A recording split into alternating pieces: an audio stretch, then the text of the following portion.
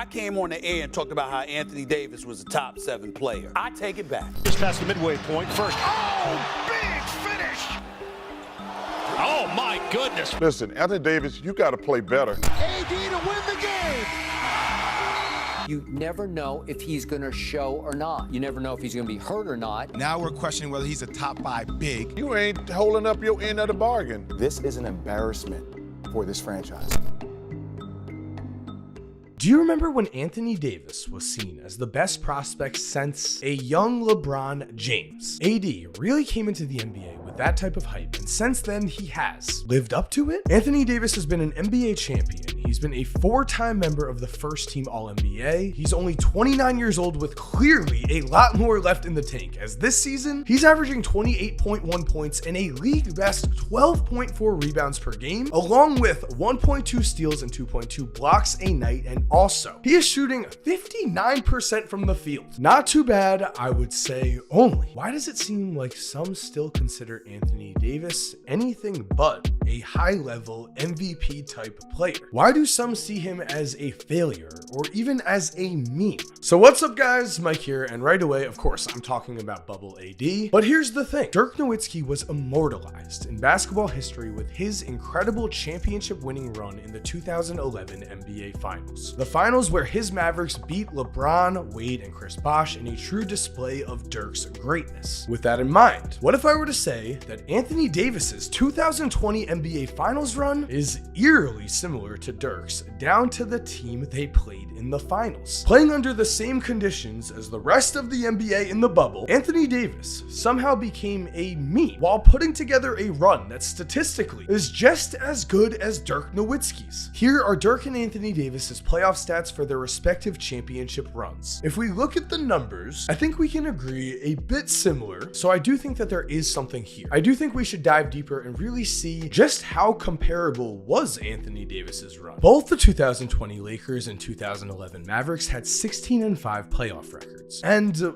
both Anthony Davis and Dirk Nowitzki had a signature Western Conference Finals that saw them lose the ability to miss a jump shot. Looking at their stats again, remarkably similar, down to both of them not only making a lot of jump shots, but also they both drew fouls at wildly high rates. And let's not gloss over the fact that they both shot over 90% from the free throw line. In Dirk's 2011 Western Conference Finals, he sent home the Oklahoma City Thunder in a truly remarkable fashion. I think we can all agree, though, when we look at these numbers, Anthony Davis also played out of his mind and also sent home MVP Nikola Jokic and the Denver Nuggets in spectacular fashion. I mean, come on. Jokic is a back-to-back MVP. When we line up the stats here, Anthony Davis had an absolutely monster series, while Jokic, he played below the level he normally plays at. Or at the very least, he got outplayed. I'm not hating on Jokic at all. It just feels like Anthony Davis never gets his due. But before we continue, guys, I am very excited to thank Raycon for sponsoring today's video. Personally, I love Raycon. I use them all the time at the gym. My favorite thing personally about them is actually the ear fit.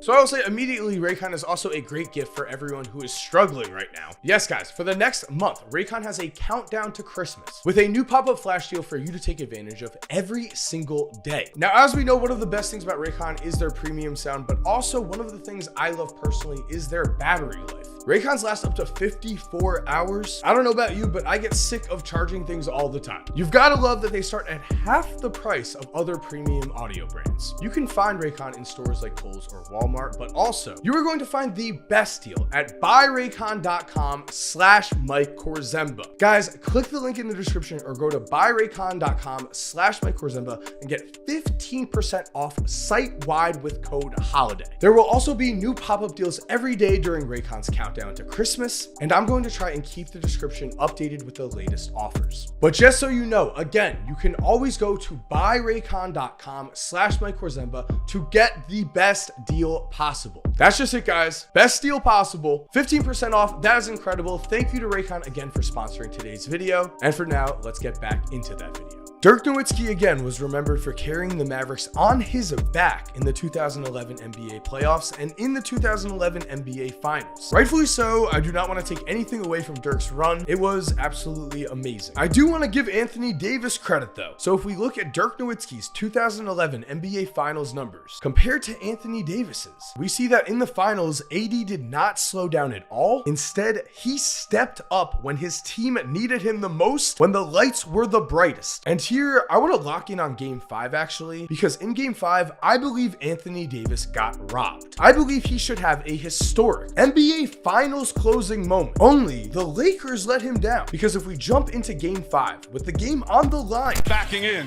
looking, kicks it out, pass deflected, Caldwell Pope for three. No good, Davis on the follow, and he lays it in. there's Anthony Davis giving the Lakers the lead off of an air ball, and then Into the hands, of course, to Jimmy Butler. Butler goes to the basket, layup, won't go, but a foul. the Lakers let Jimmy Butler walk to the basket. AD almost saves the game defensively, and then on the final play, Green for three, off the mark, no good.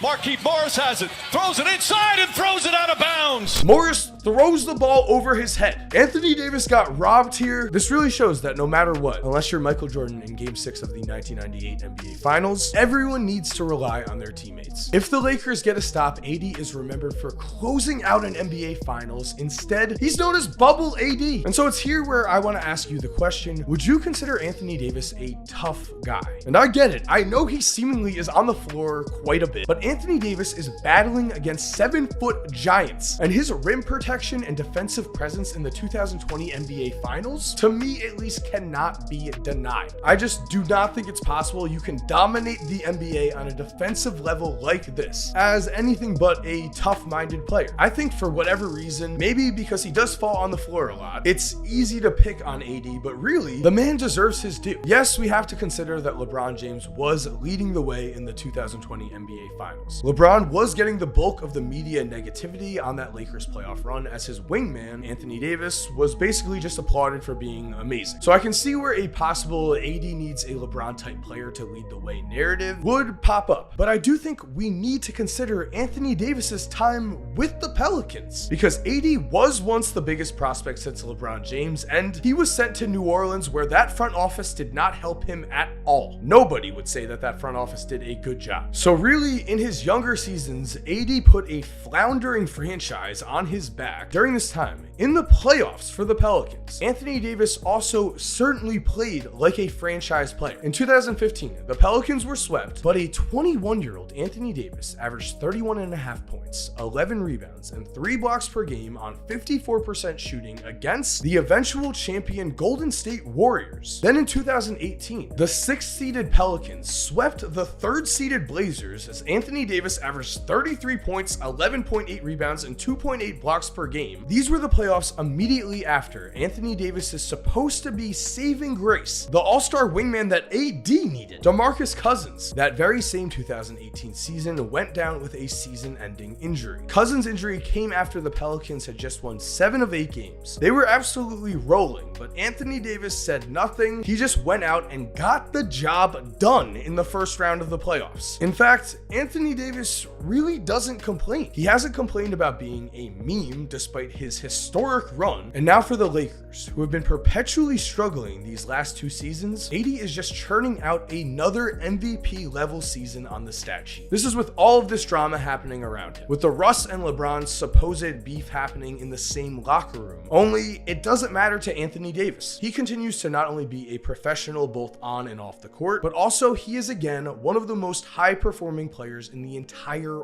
world. The man deserves his due, and I will say, it will be very interesting to see what happens if the Lakers do keep on losing, because Anthony Davis has a player option in 2025. Technically, next season is the last year of his deal, and if AD was on the trade market, I think things would get very interesting. For now though, guys, thank you for watching. I hope you enjoyed today's video. If you did enjoy the video, make sure to subscribe and turn on post notifications, because we have a lot of great videos coming up. And so thank you for watching. As always, you're awesome, we all know it, and cue that music. If you're still here while the music is cued, here are 2 videos I think you are definitely going to enjoy. I mean, personally, I think the one on the left might be more your style, but the one on the right looks pretty awesome too. Click one, let me know what you think, and again, have an awesome day.